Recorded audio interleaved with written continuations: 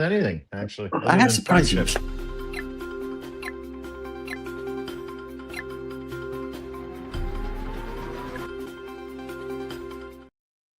And there you go. Now we're live. We don't have to argue about it. We could just say, hey, it's live. Oh, Wasn't that wow, that nice? was incredible. Nice I to had see fun you. with I AI. love that. Did you really? Chinese You AI, turned but into still a was AI. dude. You're like the nerdiest guy I've ever met in my life. It's funny because you have this like, you've got this like manly fucking look at me, but you're not a look at me guy. You're like, you're jacked. You're like, look at you. You're a fucking man. And what Man people can don't know like about my friend, geeky things. totally, Uh, totally. But you don't present as a geek. You We've you had don't this present conversation before, as a Dean. nerd, but you're such a nerd. I love it. Welcome to the Five I'm a Stack, everybody. That is total Zev nerd. Shalev. Real quick before we get into it, my name is Dean. You can find Zev at narrative.org. Myself at deanblundell.substack.com.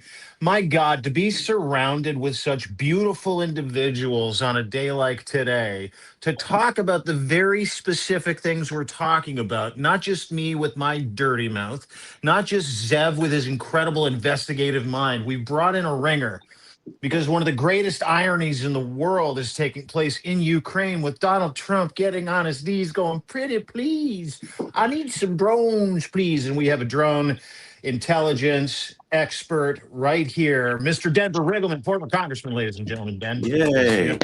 He was in front of a Canadian flag, which is kind of amazing and I'm different. blinking in Morse code because I'm in a Canadian interrogation room right now. Yeah.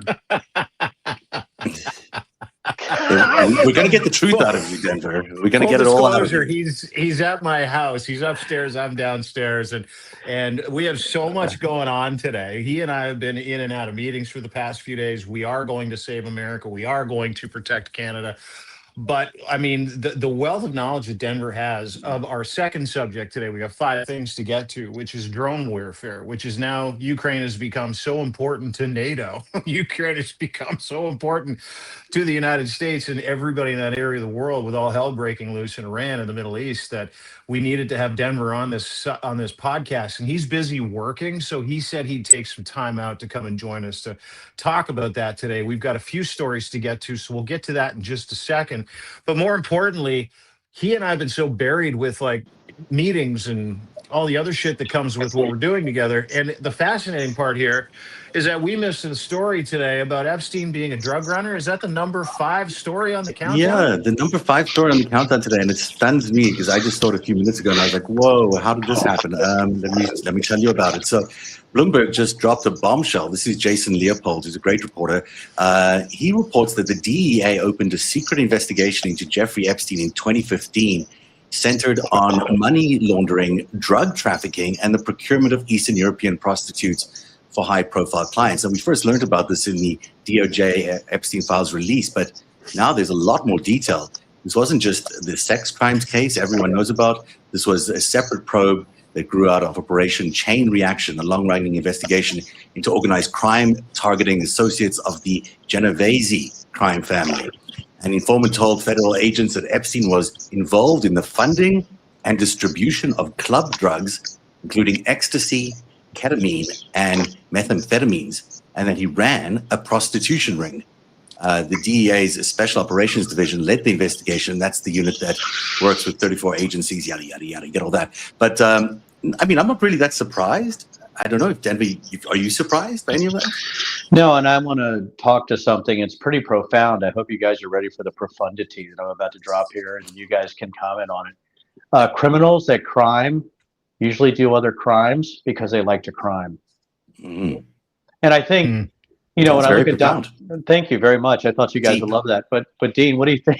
I think when you look at Donald Trump, right, a felon, and you look at the people that he was with, I guess that downstream effect, what I'm hoping there are people connecting, is that I don't think it's a real surprise that Epstein was involved in a litany of crimes based on his past. And, I would say that drug running is minor compared to child rape, child prostitution, sexual assault, sexual abuse, and all that. So, I think to me, it's just a natural evolution of who he was as a human being.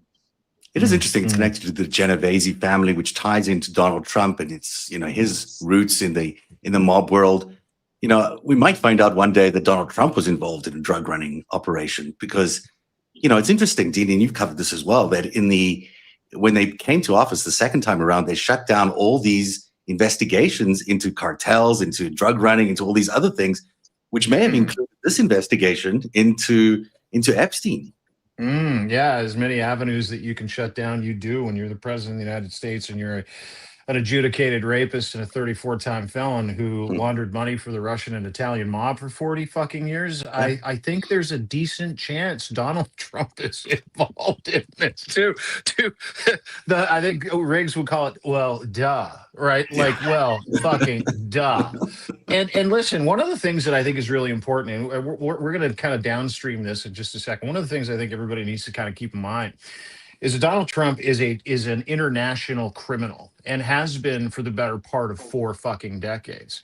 And that international criminal syndicate that he works with wasn't just looking for secrets. They were looking for a way to wash rubles in the United States of America. They were looking for a way to traffic fucking drugs. They were looking for a way to sell information back and forth and fuck up the monetary system here in Canada and the United States and abroad. And fuck, they did it. They did it for 40 years. And so, this story, even though I haven't read it, connects with a bunch of information that we all have readily available at our fingertips. And that is Donald Trump has spent the better part of this first year of his presidency, right? He has spent the better part of that year bringing the Sinaloa cartel into the United States and relocating them across the United States, blowing up fishing boats belonging to the drug cartel in the United States that didn't belong to the Sinaloa cartel. He also pardoned the former president of Honduras, if you remember that, Mr. Riggleman, maybe you can comment on that too, who was a kingpin in the Sinaloa cartel, serving 45 fucking years, who said, and I quote at one point, "Let's get the cocaine up the gringos' noses." That's a good line. That was a good line. That was years. And so when you get pardoned from that, and then you're bringing the Sinaloa cartel into the United States, and then we get information that, oh my God, Jeffrey Epstein, along possibly with Donald Trump, may have been running drugs. You're like, oh, okay, the dominoes start to make sense, Congressman Riggleman, do they not? They do. And, I've said this so many times. I know you and Zeb have heard me say this, and I hate to do it again, but past performance is usually indicative of future performance. Yeah.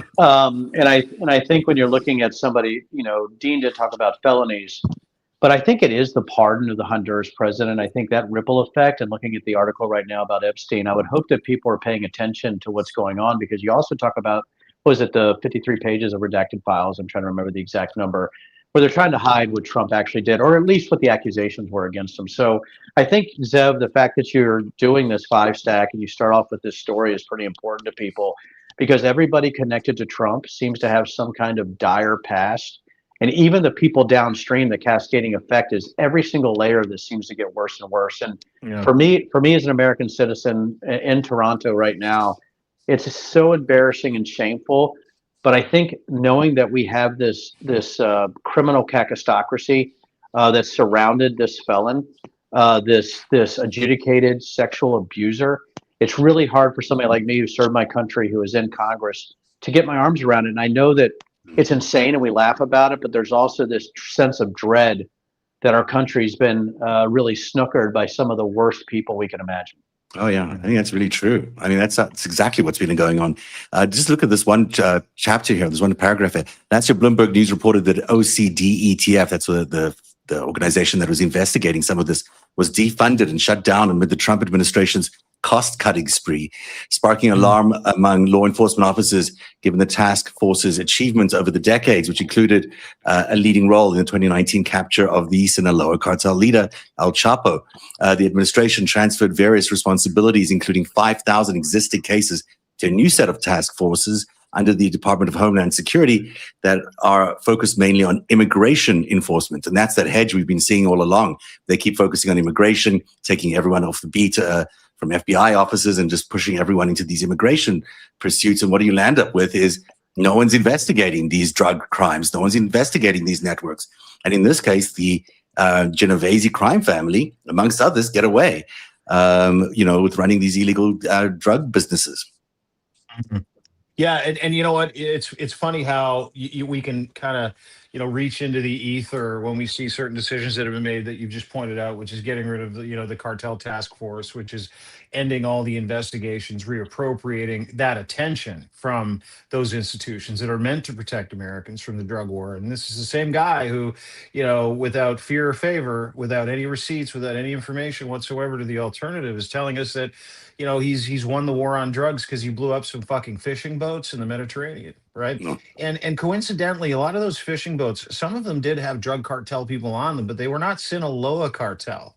They were Right. a different cartel, the one that Donald Trump doesn't like, the one that Donald Trump doesn't want to have anything to do with. And so, if you think about it from a perspective of those historic relationships, in Denver, I would ask you this question: if you think about those historic relationships, and the man that is involved in this, doesn't that now require sort of a new and fresh set of eyes to look at what's going on in the Mediterranean, what's going on in Venezuela, not just oil, what is going on with his military adventurism in certain parts of the world, or thoughts or ideas or rhetoric around military adventurism in Cuba, in Mexico, in Nicaragua, in Ecuador? To me, this gives us an entirely new narrative and a conversation that we have to start having. Because if you're looking at just the actions involved without any explanation of those actions, of the fishing boats, the pardoning of the Honduran president who is a Sinaloa cartel king fucking pin, we have a brand new fucking scam, a brand new grift. We've got a brand new a really serious problem that I think you have to assume Donald Trump is deeply involved in as the president of the United States. The last time go ahead, Zev. No, no, please go ahead. Sorry. The last time I was on here, we had an incredible conversation, and Zev and you, about the difference between criminal conspiracies and conspiracy theories.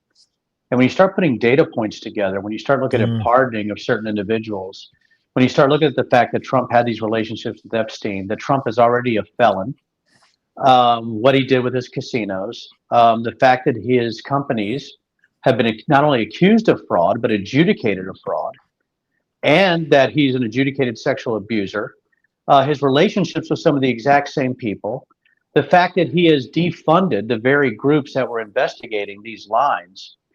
You do have to start asking these questions, not of, are we looking at conspiracy theories, but are we looking at criminal conspiracies? And there's a huge difference. Conspiracy theories are based on vapor, or they're based on past historical belief systems that might not be true, or things that might be true, but that are actually predilected or actually predicted onto or imaged onto something that might look like it, but it's not, and people are credulous or have no critical thinking. Criminal conspiracies are totally different. And Zev, as you bring up this article and we bring up who he has pardoned and we bring up his past, his criminal past, you have to start thinking that maybe, just maybe, it could be that some of these groups are being defunded, whether by accident or on purpose. And this is what I want to tell people. There's a saying in the military, whether you get shot on purpose or shot on accident, you're still getting shot. That's what we're looking at right here. Whether it's on purpose or incompetence of these specific law enforcement activities and investigative units that have been defunded, it doesn't change the facts or the data that's involved. Yes. It's happened with all the companies that were investigating Elon Musk's, or all the task forces investigating Elon Musk's companies. Those were also shut down. Now, it might be that, you're just shutting down every investigation that exists, but ultimately it does look pretty weird that all his people, all his network, they're the ones getting protected. And his own investigations into his own universe are also getting eliminated, while others are continuing, against stupid things like, is the victim of an ICE shooting and a domestic terrorist. I mean, what a waste of time is that? And they can now investigate these drug running exercises by people who are associated with him. That's got to be more than just a coincidence. That's got to be deliberate. Yeah, Zev, and let me put it to you this way, my friend. It doesn't matter if it's deliberate or coincidence. Right. It's opaque. So it's one of these kinds of things of, like, you're an investigative reporter that digs into the actual facts and you stack them based on past performance, based on the person that's happened to. We can make an assumption that some of this looks purposeful. What we have to do, and that's why I'm like, this is very good. This is incredible that you guys are putting this together.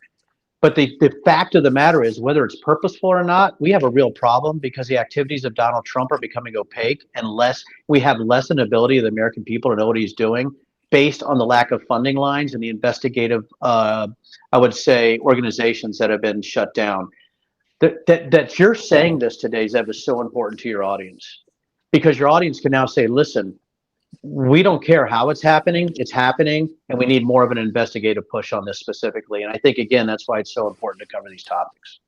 It is. We should get into the second story, because I know you've got a limited time with us, and I really want to hear your thoughts about what's going on with Ukraine. So this is story number 4. The one side, Russia appears to be helping Iran with targeting American targets in the Middle East during this war, which is stunning on the face of it. I mean, just because these are our new allies, supposedly.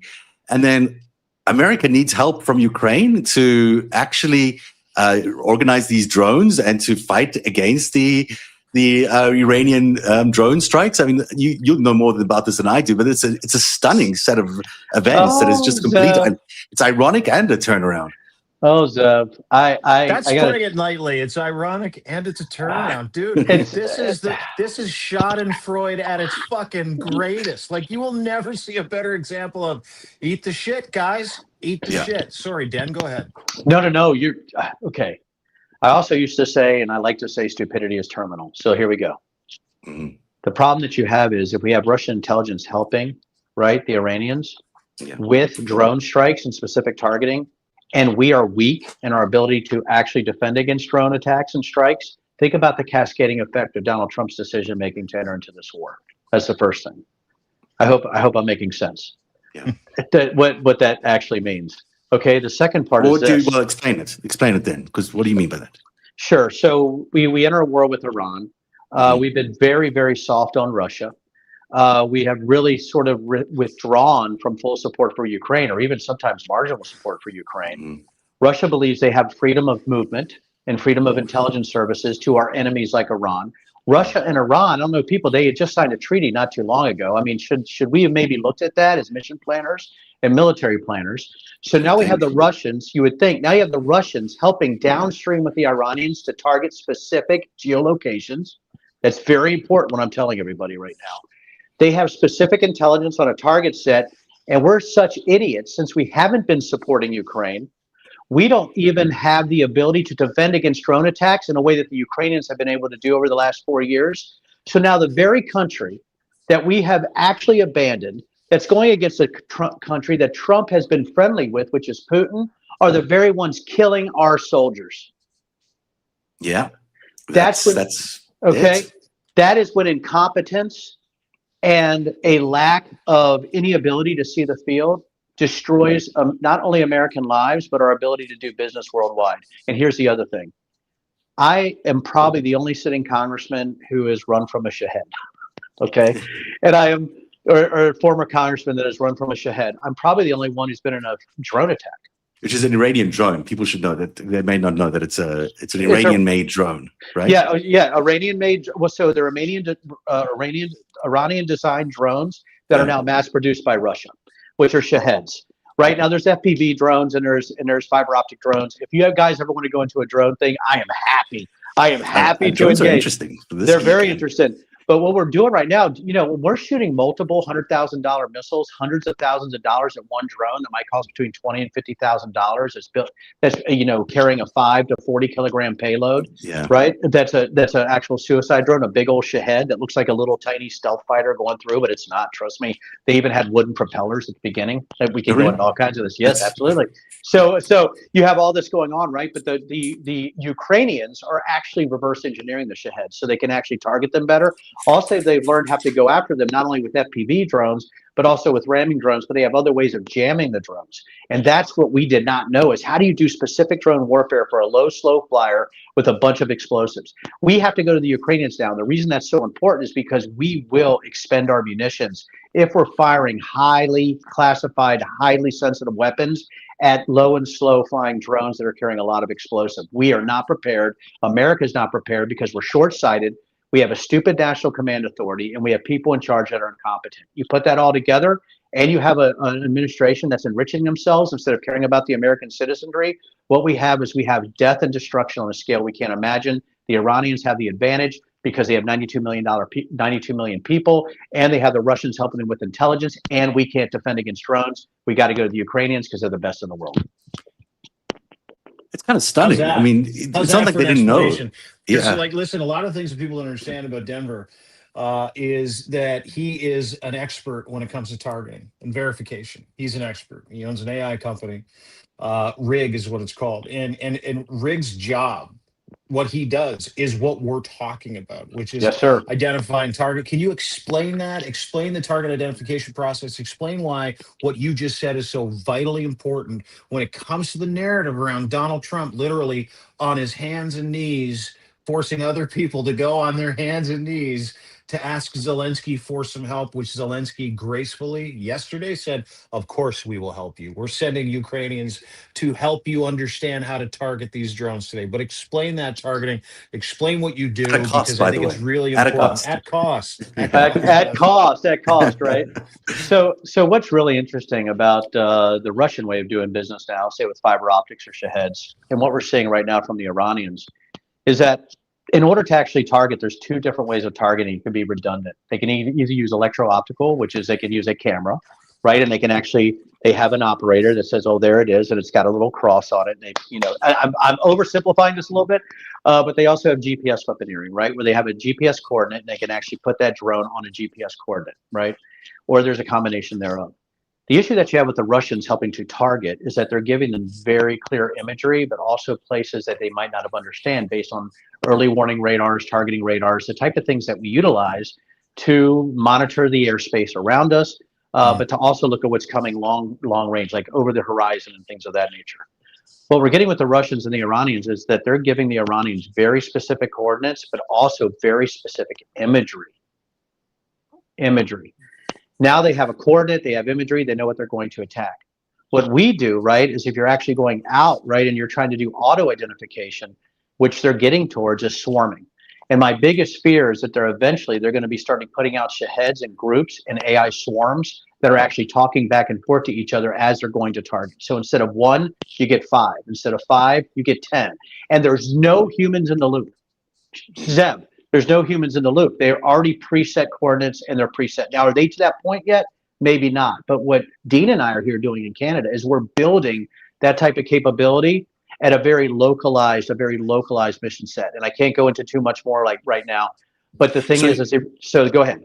No, I'm curious. If you've got these drones that are swarming targets and they're all figuring out what the target is as they're going, I guess they're all sort of autonomously talking to each other and saying, that looks like building X, that looks like building Y, that's the person we're going after, let's go shoot that person.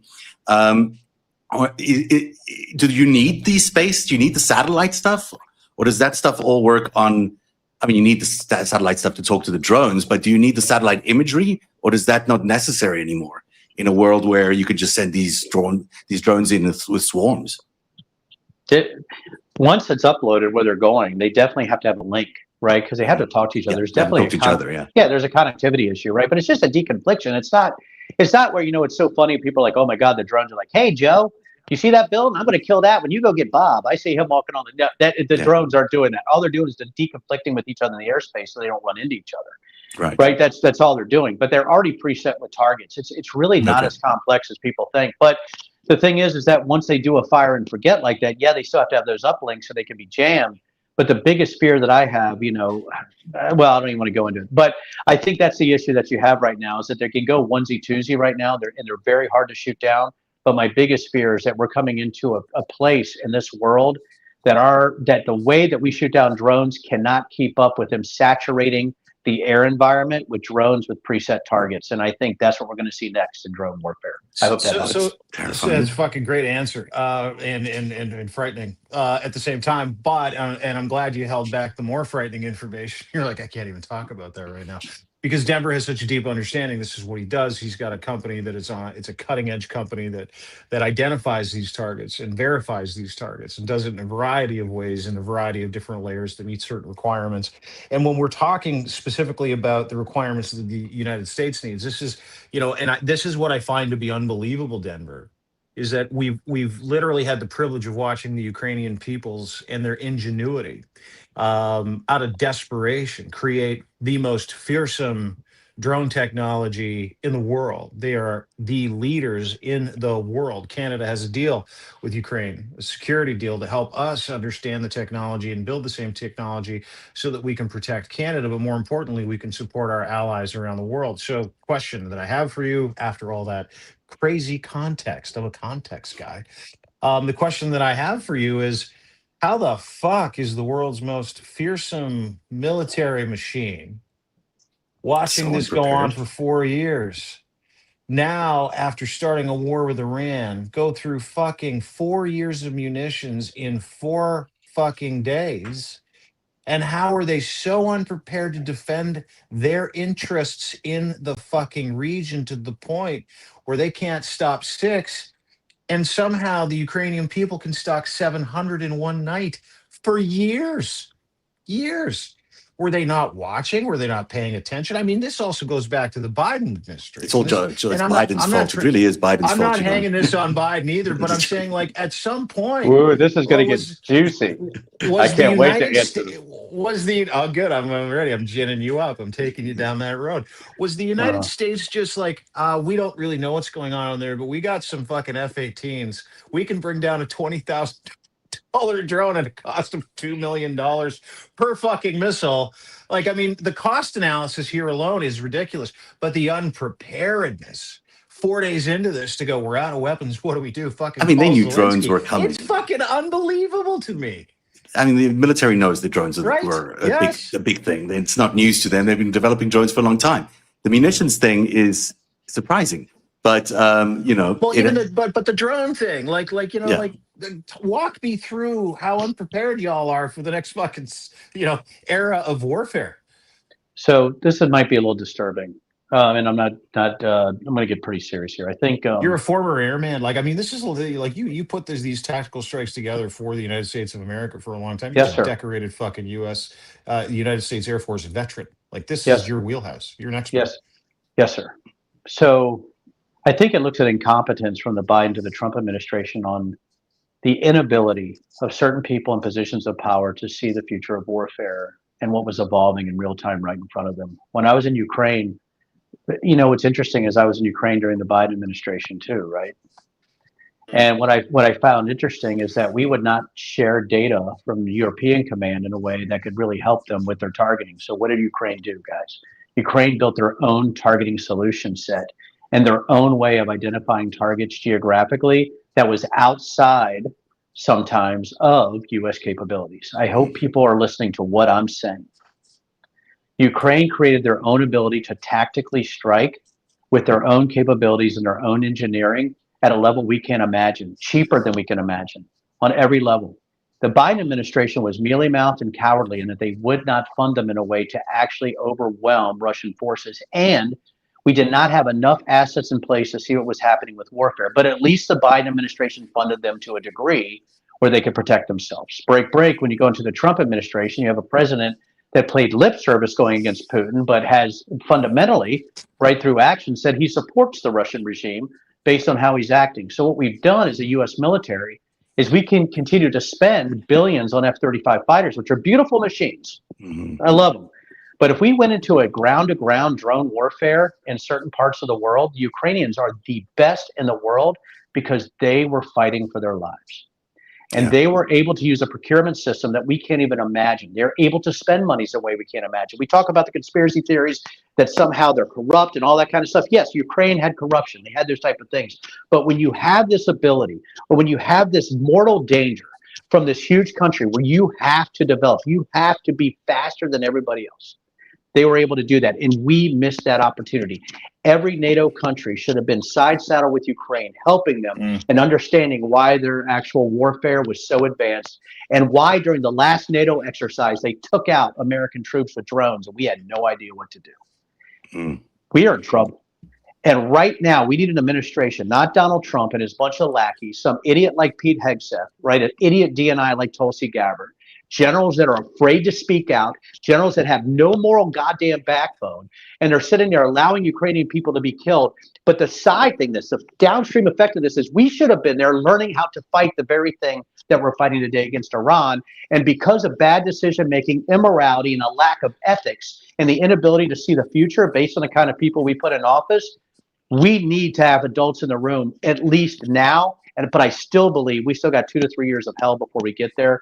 That's why I think we have our issues. That's why I think the United States is in trouble, because it's a combination of cowardice, fecklessness, and then specific undermining of the American way, which you're seeing in this administration. When you say 2 years of hell, do you mean 2 years of hell on the battlefield or 2 years of hell in general? Because I mean, both are true probably, but what are you saying about the battlefield in particular?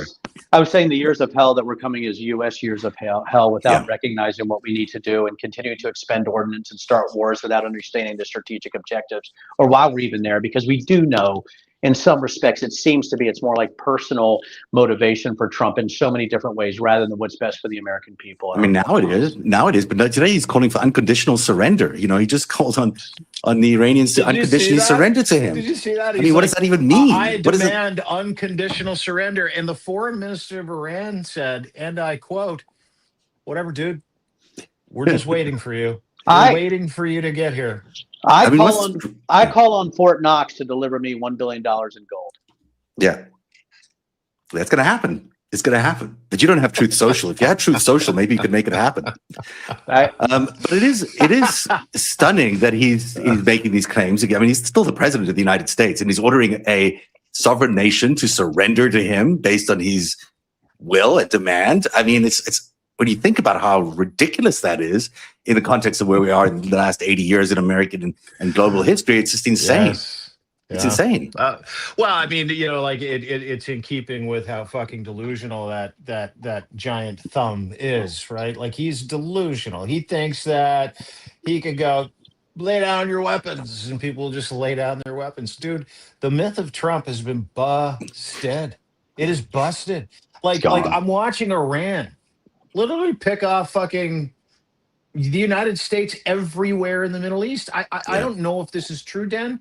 There isn't a fucking U.S. military installation in that entire region that hasn't been touched deeply and dearly by the Iranian people. They're winning this fucking war. And I fucking hate Iran. Like I don't hate the Iranian people. I hate the regime.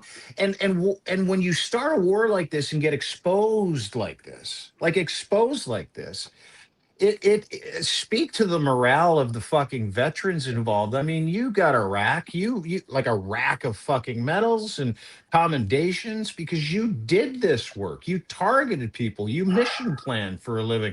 How do you mission plan this when you're like, oh fuck, we got to move everything into the Indian Ocean? Like I mean, seriously. I think what's amazing is that we can destroy billions of dollars of infrastructure. We have an amazing, and Dean, I love my Navy, Air Force, Marine Corps brothers and sisters, Army brothers and sisters. I love them. They're fantastic. They're incredible war fighters. The issue is when you go into an asymmetric battlefield, you have to mission plan in a different way. And right now we're in an asymmetric battlefield that's very difficult to overcome because we still have 92 million people in a huge country with mountains and stuff. So I just oversimplified that a little bit, but so we have all of that going on right now. But I think based on the asymmetric way that war is being fought now, not just with drones, but technology, we also have the other thing here that you can use drones without technology. And that's what we're not really thinking about is how do we fight an asymmetric threat that can use or not use technology with lethality we can't imagine in drones. And I think that's the challenge with mission planning today. You've got a huge task that you've got to deal with here, Denver. It's a big chore you've got. Oh, it's up to him. You're going to save America based on the rigged drones. Dear Lord, Dean Blundell. Listen, it's up to you. Hey, Zev, once I'm president, I'll try to deal with this in a way that makes sense. Wait, is that an announcement? Are you making an announcement? Are you running? We need to get him on the inside. Yeah. Once he becomes president, I mean, we've talked about it. When he becomes president, Uh-oh. Oh, you see, they cut him off for just even suggesting that. We just got cyber attacked once. Yeah, you're like, oh, no, he's back. He's back. He's back. Dean's back. Dean's back. Dean's back. Dean's back. You see him. But you've been great presidents. I mean, you can't be worse than the current guy. I mean, I can't be worse. That could be a tagline. I can't. That's right. Vote for Denver. He can't be worse. He can't be worse than that guy. He can't be worse than that guy. But yeah, no, I mean, you'd be a huge upgrade from where we are today. It is beyond belief sometimes when you wake up and read the news and you see what's going on. Just on a purely just daily basis, how concerned are you about what's going to happen in Iran? Like, I'm really worried that things are going to, potentially just become completely uncontrollable. You've got, is this an uncontrollable theater now? You've got people coming in from the Kurds are coming in from Syria. I'm not sure how serious a threat that is, but it's happening. It's happening. You've got, there's a lot that could go wrong.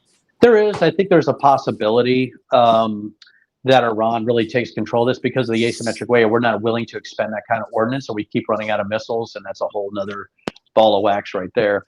But I do believe that, the thing is too, Zev, is we don't want to overestimate Iran's capabilities either.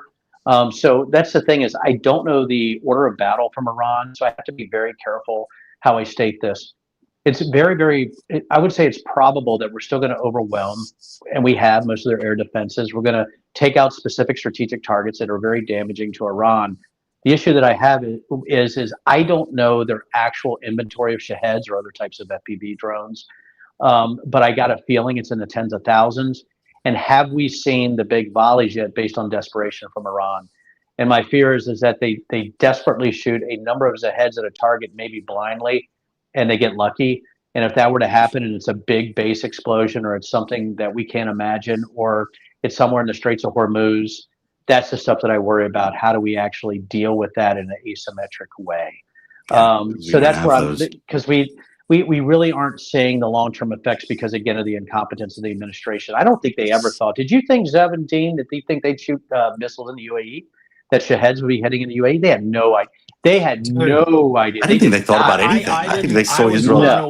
I was unaware of the capability of Iran. I was, and you know what? Donald Trump even said the same thing for all of what he says being ridiculous. He's like, yeah, we were surprised. I'm like, it's your job not to be surprised by these things. Mitigate those kinds of risks, right? Like, it's your fucking job. It's the only job you have, right? They not a lot of talent there, but I do appreciate you guys asking me this. This is the kind of stuff I love to talk about. It's in my comfort zone, so I do appreciate that. Oh, buddy, yeah. Well, you're an expert at it. Really appreciate you being here, pal. Oh, thank you for being here. It's awesome to have you in Canada, and Canada appreciates you. And I hope you enjoy the Canadian niceness. Morse code. Help me. I'm in Canada. I'm in Toronto. I'm eating poutine again. Dear God. Did you have poutine yet? Have you had poutine? I've had poutine in the past, but so far, Dean says I haven't been in Canada long enough to be graced with poutine. So no, 7 days before he's poutine. Really? You just order poutine on DoorDash these days. It's arriving. They've really they've upscaled poutine in many ways. There's like a whole variety of different kinds of poutine. I've been locked in this room, Zev. I can't get out. You may never get out. You may be stuck there forever. I've been Canadian flag. I've been listening to the Canadian national anthem for 72 hours straight, no sleep. Let me tell you, honestly, I've got lights shining at you. I go into that room. I go like this. I'm like, look at the flag, and then the strobe lights start, and he's got the Canadian interrogators. They're the best. Yeah, they're the best. Oh, yeah, because waterboarding was tough. We stopped midway. Well, we waterboard with whiskey here, and so we've had a great time. I've never felt better during interrogation, but guys, it's been great to be here. Thank you for having me. I know you guys have a lot to talk about, but I appreciate you both so much. Thank you. Thank you, Denver Riggleman. Thank you, guys. Great to see you, and welcome to the show. That's awesome. So fun. So funny too. Are you still there, Dean? Can you hear me? You can't hear me. Why? Hang on, I lost audio. Can you hear me? I can hear you. Yeah. Yeah. Okay. I lost audio. I'll go back. I'll go out and come back in.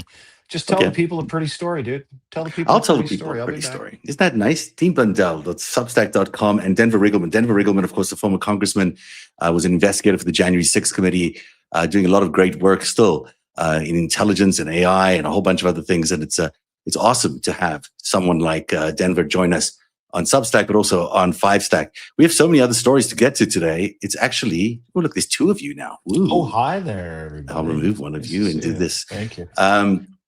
Boy, there's a lot of news still to get to. I wanted to share so much with you today. How much time we got? What's your time like? You still good till the top of the hour here? We're good. Okay. Absolutely, we are. Yeah, buddy.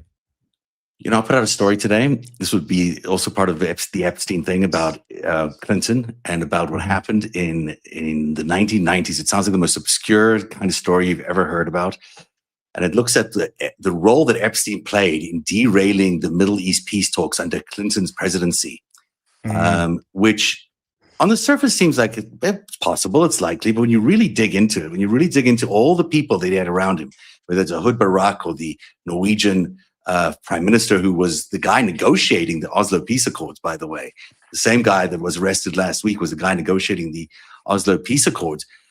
You realize that the Israelis did a very strategically smart thing in that they were able to start the peace accord. Remember that big handshake on the White House lawn with Rabin and Arafat. Yitzhak Rabin and Arafat and Bill Clinton standing behind him, and he's got his arms out this, and he's like, I've just fucking brought peace to the Middle East. It's going to be great. Yeah. As it turns out, that was not when peace happened, because in the following year and a half, that's when Epstein's 17 visits to the White House happened.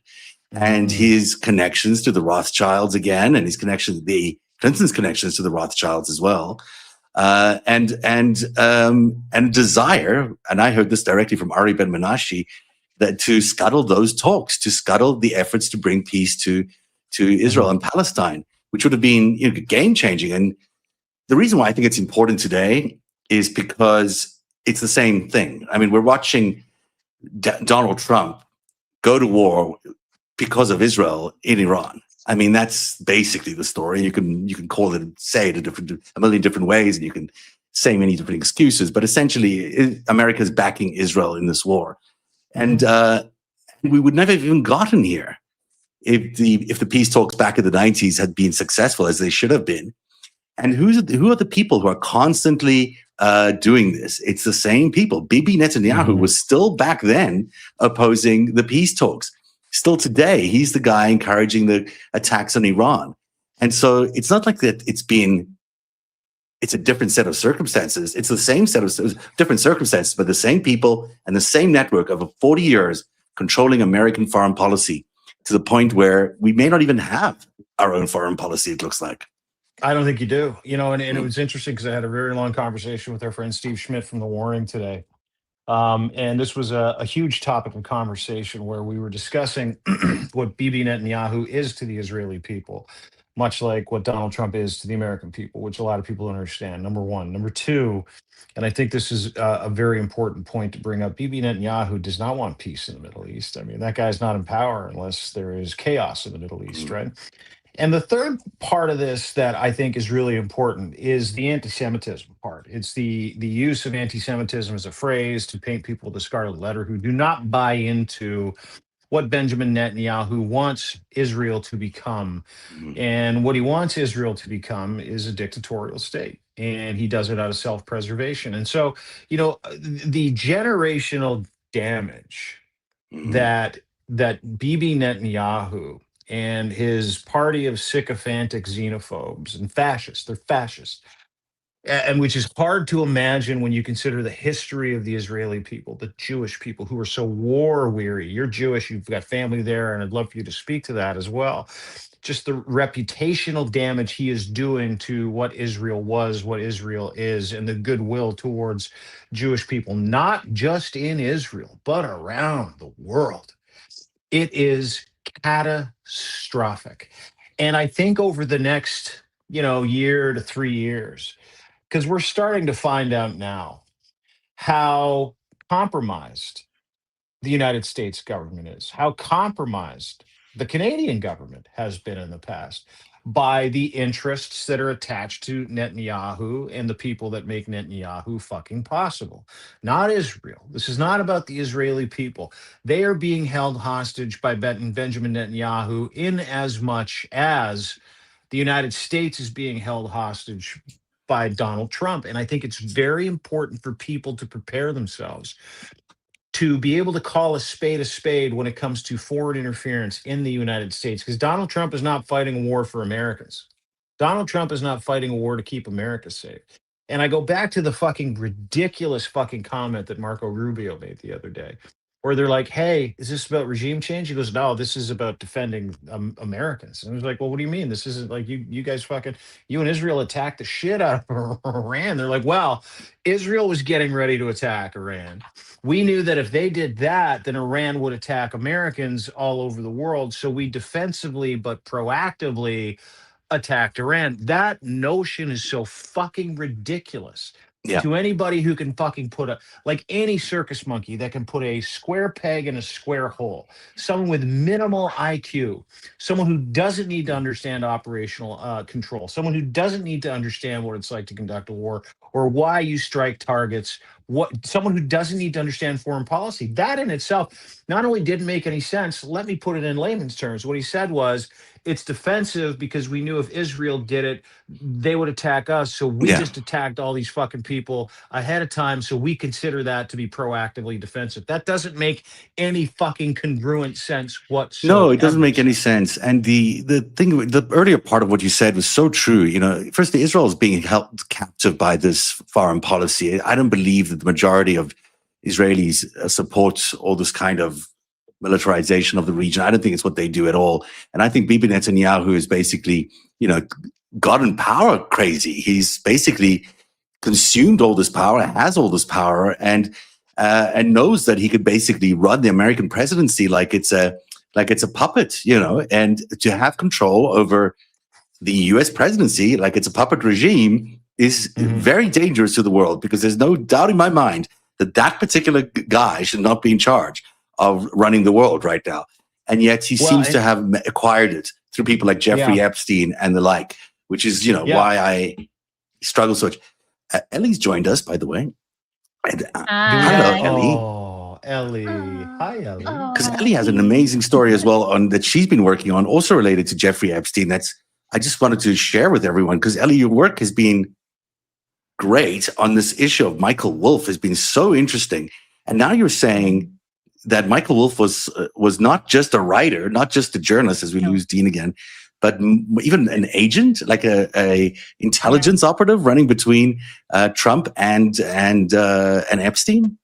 Yeah, potentially. I mean, I don't know if it was, you know, who does that benefit? Is it just to benefit Michael Wolff? Is it to benefit the people involved? But like, now that we see what he was saying to the American public versus what he was saying to Jeffrey Epstein, you know, and that it was all benefited Epstein and it benefited Michael Wolff. You now have to say, well, he had a parallel relationship with Donald Trump. So is the relationship that he's had with Donald Trump, where he's had the most access of anyone to the White House, to tell those stories and to sell those books? Or is there something more? Because we have emails from Epstein during the Mueller investigation saying he's sending things to Bill Barr, and he's like, who was sending things to Bill Barr? Well, so Epstein is saying it's finished, and Michael Wolff is saying, give me a ballpark, and Epstein is saying, well, he's got it, you know, I sent it off, we need a leak, and it's the, you know, the subject is, he said it's up to Bill Barr now, and the subject is Mueller. So it's like, I don't know what that means, but it's something that Michael Wolff knows what that means, and these are all things that he had available to talk about, and he's never mentioned. You think Epstein fed something to Barr that included that involved Mueller? I don't know. The Mueller investigation. Wow, that is amazing news. I mean, it's stunning, but not that surprising. I think the Epstein network is so vast and reaches so many different corners, and Michael Wolff's role is really weird. He gets all this access to Donald Trump. He gets all this access to Jeffrey Epstein, which, you know, and sometimes these two people don't coincide with each other, or supposedly don't agree with each other. But somehow he continues to gain this unlimited access to both sides, which to me is strange. It's strange credulity that he was doing that just because. But on the other hand, it's much more believable to me that, you know, if Trump and Epstein are actually working together, but they can't talk to each other because one is the president of the United States and the other is a convicted sex criminal, well, wouldn't it be great to then have Michael Wolff going back and forth, sharing information with the president, and then Epstein and back again? And that to me is, where it gets really, really challenging, especially if we talk about things like Mueller or investigations into Russian collusion by the president. If Epstein was running interference and Michael Wolff was running back and forth on that interference, then that is, wow, that's a pretty sensational thing. That's not writing a novel. Right. And just on the side of journalism, like there's multiple examples. And again, I've gotten through 100 pages of 1,800 pages of Michael Wolff emails. So like I've got a lot more to dig into. I wrote a 2,000 word article on 100 pages of his emails. So there's a lot more to find. But like on the side of journalism, you see him writing articles and then Epstein disappearing and the newspaper or the magazine going, where's Epstein? We need to publish this. We need to get the final word. And Michael Wolff's like, I don't know where he went. I'm just the journalist. What do I know? And then he's sending everything to Epstein. And like, he totally knows where Epstein is. He's talking to Epstein. He did the same thing with James Patterson's book. He calls the publisher and goes, hey, can I read a manuscript before it's published about the Epstein book? And they're like, yeah, but you got to sign an NDA. I mean, this is really, secretive. It's a big deal. He goes, yeah, no big deal. I'll sign an NDA. Sends the whole email thread to Epstein. The book is about Epstein. He signs an NDA and then he sends the whole thing to Epstein. Like, so he wasn't on the side of journalism and proper handling of information. He was serving a person and he was serving himself too. But like, I see that the potential is there for the same thing to happen with Donald Trump, but we don't have those emails, right? This is not the Donald Trump investigation. He doesn't use email. We don't have everything. That's why. We would have them otherwise. No. Yeah. It's sorry, Dean, I know you want to jump in here, but I just was really struck by the ability of Michael Wolff to run around and pitch the stuff on both sides and to get book deals on the one side and also share information back and forth and get information that was national security. But when I asked him about whether there were any business deals between Epstein and Trump directly, which he had never written about, he wrote so many books, but in none of his books did he say, hey, Epstein made this money off a Trump thing and Trump made this money off an Epstein thing, or they worked on a tax dodge together. Not once did they write about any of that, including with the Lamont Tea House. And when I asked him, he said, oh, yeah, there are many instances where Epstein helped Trump with money. And I said, like what? And he said, it gave me an example of a tax dodge. But that's not in his book. In his books where he could have written about Trump and Epstein working together, he didn't write about it. And he had awareness. He had knowledge about it. Yeah. So it makes it questionable. He was crushing stories and journalists as early as 2011 who were writing about Epstein. He was going out and he's like, you want me to stop this story? Like he was being like a mobster journalist and like making sure that the wrong narrative, quote unquote, did not get out. And it was super shady. Who, Michael Wolff, was doing that with Jeffrey Epstein? Back and forth in the exchanges that you have. Your reporting, Ellie, is incredible. Everybody, please smash the Chiron at the top and follow Ellie Leonard. She is, man, she's true blue. She's one of the good ones. And by the way, got your first death threat the other day, which is great. I called you a rookie, and I'm like, hey, nice work. But Stack was very nice about getting that guy off the internet. So we're good. Yeah, I'm sure they were. They're very different about that on Twitter. Let me explain that. But the thing that I go back to with Michael Wolff, and it's the same problem I have with Michael Cohen, it's the same problem I have with Howard Lutnick. It's the same problem I have with Bill Clinton, is the foresight, the knowledge that everybody has about what went on, but also the self-dealing that went around that foresight and knowledge. And Michael Wolff's an interesting character because that guy has not stopped grifting, even now that we have all this information. And there's this shamelessness around Michael Wolff that is so fucking crazy that now that you're coming out with this incredible reporting, Ellie, and digging into the relationship, it appears to me, I could be wrong, that there's been an exchange of money between Jeffrey Epstein and Michael Wolff at some point. Michael Wolff doesn't appear to me to be the kind of individual who's going to do any of this shit for fucking free. No. This is all for money. And something that he heard, and I can't pinpoint where he said it, is he made it sound like Epstein begged him to do a book about him. Like he approached him and said, I want you to do this, and he didn't want to do it. And from the emails, it doesn't sound like that at all. It sounds like Michael Wolff was begging to write a book about Jeffrey Epstein, and he kept asking, when are we going to meet? When are we going to interview? Can I meet you in Paris? Can I meet you in here? Can I meet you here? Can you come to the island? You know, it was all in there. You know, it's not a coincidence that there was a documentary that was made by Steve Bannon involving a 60-minute style interview with Jeffrey Epstein that was never released. There's a book written about Jeffrey Epstein written by Michael Wolff that was never released and no one ever wanted to publish. You know, these guys are all intelligence professionals. I mean, I don't know about Michael Wolff being an intelligence professional, but surely Bannon is. Bannon's been associated with the Chinese and various Chinese intelligence efforts. You've got Jeffrey Epstein involved with the Israelis and the Russians. You've got Donald Trump involved with the Russians and Israelis as well.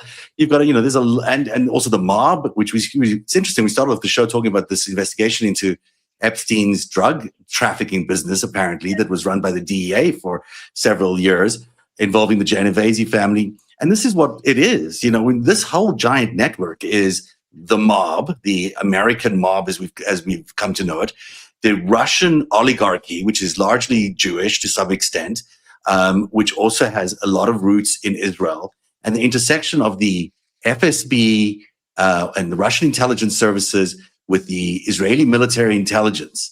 And that whole thing, that whole network of bushiness and criminality and intelligence and whatever it is that you put in there is what has attacked America and what has created the deep state, which has gone from being, that thing that we just had to deal with to consuming the entire government of America. Every single story in today's show has sort of had, and even the drones, they're all part of the same thing. And going to war with Iran is the same thing. It's all about being controlled by this amorphous criminal, entity that's taken over America and the world. And you look at Bannon and Epstein and Michael Wolff, and they were all chummy. They were like a little club. They were going to dinner all the time. They were meeting each other all the time. And there's this idea that because of Michael Wolff's book, Bannon got kicked off Breitbart, but they're all hanging out. Like, I don't think he kicked him off Breitbart. I think they were still friends and still going to dinner after that happened. So they were constantly together. There's so many emails about who's meeting who and who's eating with who. And Woody is always there. Woody's always eating dinner with them, no matter where they go. So. And who started Breitbart? Bibi Netanyahu, which is just another sort of like shake. Is that a true story? He started Breitbart? It is true. It's 100% true. There's a photograph of Bibi at the launch of Breitbart. He's having a meeting with them, and they're all, shaking hands, very excited about this new venture, a new news network. And it's funny, obviously because of this dump. And Ellie, I got a separate question for you about the latest, specifically the 53 pages that have somehow apparently magically appeared again. I guess only 16. Only 16 of the 53. So get to that in just a second, and then we'll let you go. Really appreciate you being here. Your must-watch, must-read. Everybody give Ellie a follow. She's one of my favorite people in the world. It really is. The thing about it is that it doesn't, it requires a mass effort. Obviously, you and your team, and you've got a whole bunch of Substackers and people that you trust that are combing through this, that are open source and trying to figure this stuff out. But you don't have to dig very far. Right? Like your team, this is just a matter of turning some pages, clicking to the next page and going, aha. And you've had hundreds of those aha moments. And those aha moments that you're having, they come with, testimony under oath from victims. They come with FBI reports that are, that are created, not because someone wanted to get somebody. They are created because there was a crime. And these FBI reports and these emails that have all been in the hands of the Department of Justice through 4, maybe 5 different regimes/administrations, it's gotta be, at some point in time, you must put your glasses down slowly, right, on your computer, and go, if I can find this tonight, and this has existed for 10 to 15 to 20 years. What the fuck is wrong with my country? Are you having any of those moments? Yeah, it's called searching. It's called Googling. It's how long have we had Google? We've had it not as long as we've had these files. So would you go in the search bar, because they have that handy dandy Epstein DOJ search, library, which changes every day because they pull things out. you start to learn how to search for things, right? It's not just like searching Prince Andrew or Donald Trump. You start to learn nicknames and pseudonyms. You learn back, last name first, first name last. You learn how to say, like, what does something look like in an email? How do I look up a certain date? Okay, now I can find all the emails from that certain date. You start to get a little trickier about how to find things. But if you just sit there and scroll, you will find something every day. You will find something that is in there every single day where you go, hold on. I see a name. I mean, every day you'll find a name of an unredacted survivor, every single day. Like those are prevalent. But every day you'll start to find little things like that picture of Howard Lutnick just walking around on the island in his blue shirt and his khaki shorts. Like that's just in there.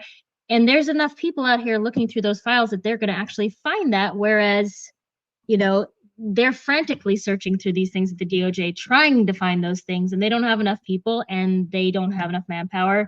And so we're going to find them first. That's just inevitably the numbers say that we will find those things first. And that's why things get pulled off the DOJ, because they're scared. I think Dean keeps answering his notifications and gets cut off, unfortunately. But it is true that there is a lot of information there, and the crowd is just better equipped. We have way more people to find all the stuff than the DOJ is, and that's why they can't keep up with it. It's like whack-a-mole. There's no ways they can keep up with everything that's been going on, which is thankful. I mean, we'll sure be thankful for that, because God knows if we didn't have that advantage, I'd be really annoyed. While we wait for it, here's Dean again, but I just want to talk about that. I think he wanted to talk about this as well. What are we looking at here? This is the one of these documents that has come out. Yeah, this is probably the biggest of the three that we have. So this is, these 50 pages involving new allegations against Donald Trump by a then 13-year-old, though she's reporting it much later, about her apparent rapes and abductions at the hands of Jeffrey Epstein and Donald Trump. Now, these documents disappeared and now they returned recently. Is that right? They just sort of magically returned today?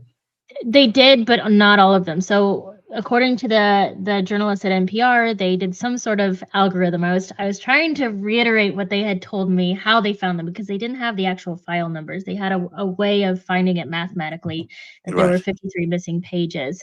And so we got 16 of those pages, which means that the fourth interview, because we know there's 4 interviews, is the longest, and that's 37 pages, and we still don't have that, but we do have a lot of information. I thought I could just sit down and read 16 pages in an hour, and I got through about maybe half of it, because you keep stopping and you keep finding things. You go, oh, I got to go look that up, and oh, I got to go find that.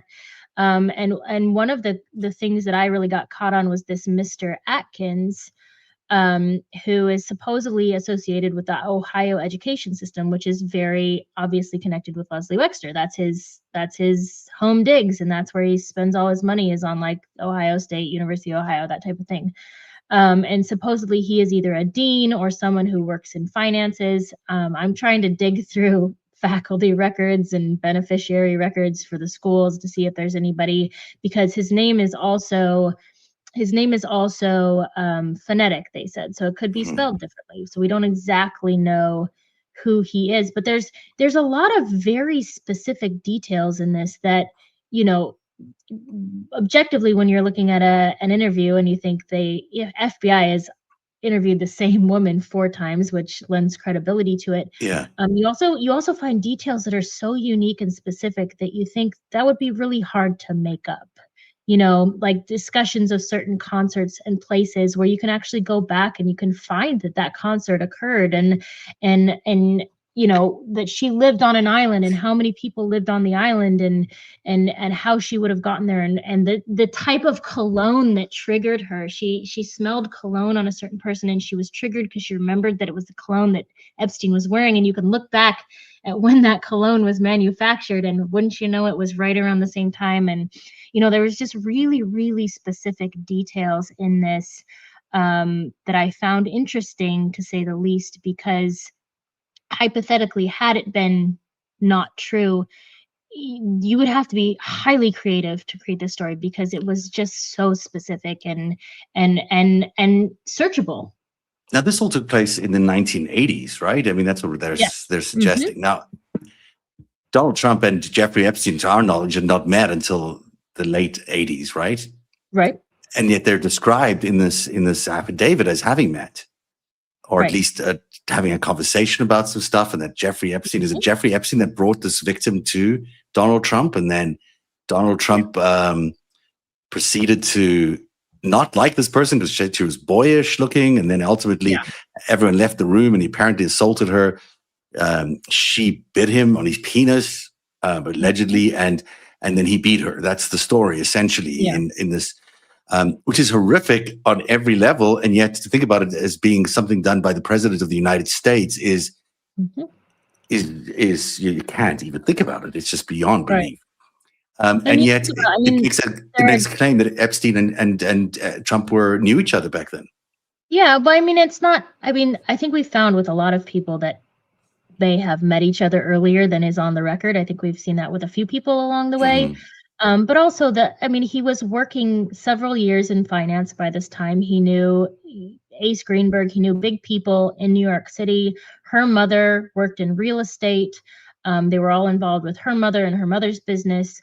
So it's not unlikely that they would potentially have been in the same circles as Donald Trump. So yes, on the record, he didn't meet him till later, but like there's a lot of on the record stuff that I guess turned out to not be true as far as right.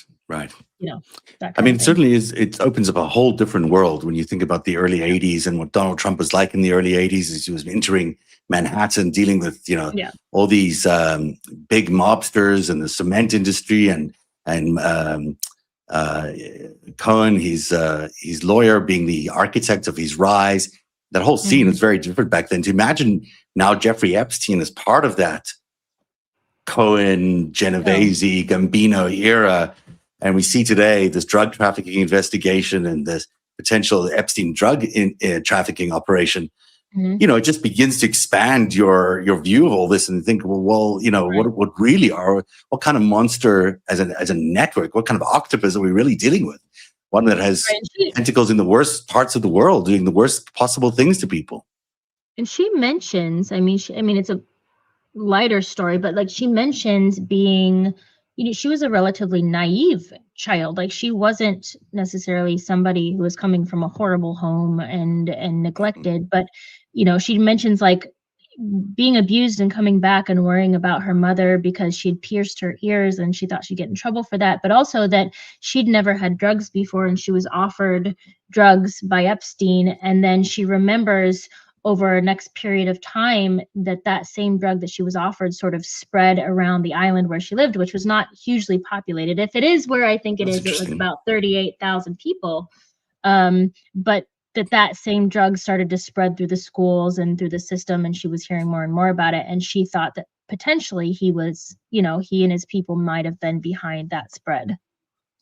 I mean, that is also just unbelievable when you think about how, how would he have achieved all this on his own? The amount of time it would take to run, drug trafficking operations, influence operations, ruin the economy, steal money, launder money. When would you possibly do all of this? And yet it gives you a sense of how big this network really is and how many people it involves and how profitable it's been.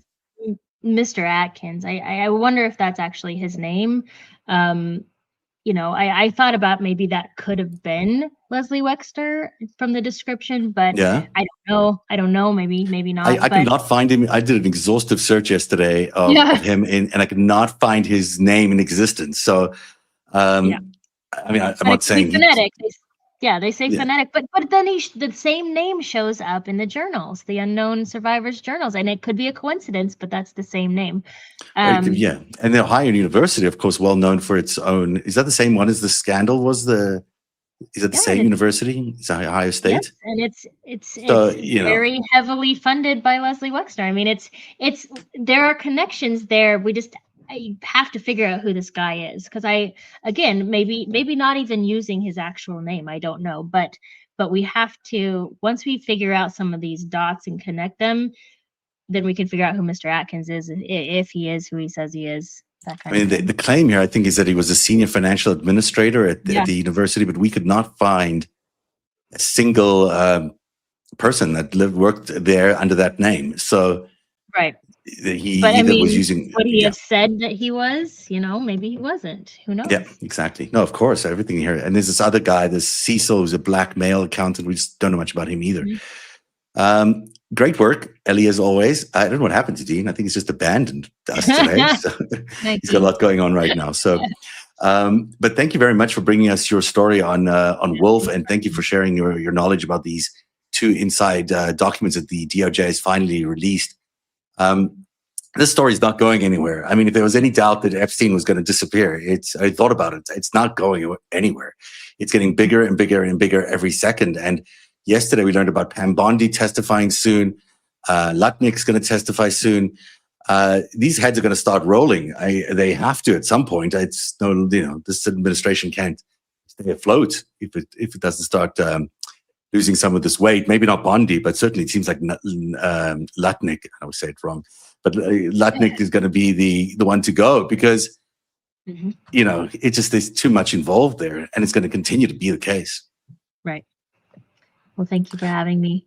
It's awesome having you here. And thank you at home for being here on the Fivestack. Everyone should check out Ellie Leonard, the panicked writer.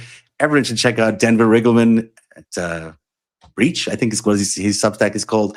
And Dean Blundell at deanblundell.substack.com. You can find my work at narrative.org. And I just posted a story about Clinton and Oslo, the Oslo Accords. Might sound a little bit wonky to you, but it's worth your time. All about how Epstein would have rigged the peace process in the 1990s. Have a great weekend, Ellie. We shall see you again soon. I'm sure sooner than we can possibly imagine. Okay, bye everybody. Have a great weekend. Bye.